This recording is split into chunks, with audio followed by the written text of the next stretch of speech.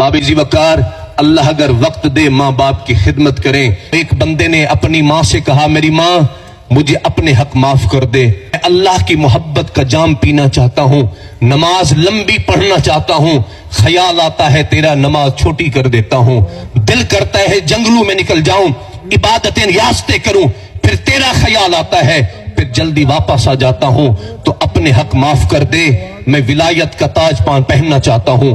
ماں نے کہا جا بیٹے میں اللہ کو شاہد بنا کر اپنے حق تم پہ معاف کرتی ہوں. 25 سال تک بیٹا عبادت کرتا رہا. 25 سال کے بعد جب گھر پلٹانا دروازہ کھٹکھٹایا تو ماں نے دروازہ کھولا، دیکھا بال بکھرے ہیں، کپڑے پھٹے پرانے ہیں، چہرے پہ غبار ہے، حالت بے دیکھنے والی نہیں. ماں نے کہا بیٹے کیا خدا کی محبت کا جام مل گیا؟ اس نے نفی میں سر ہلایا. اس نے کہا اب تک تو نہیں ملا. ماں نے ہاتھ اٹھائے، اللہ میں نے اپنے حق تو اس لیے معاف کیے تھے کہ تو میرے بیٹے کو اپنی محبت کا جام عطا کر، اگر عبادت کے صدقے نہیں دیا تو مجھ ماں کی دعا کے صدقے تاج ولایت عطا کر دے. فرمائے دعا ختم نہ ہوئی تھی خدا نے اسی وقت اس بندے کو ولایت عطا فرما دی.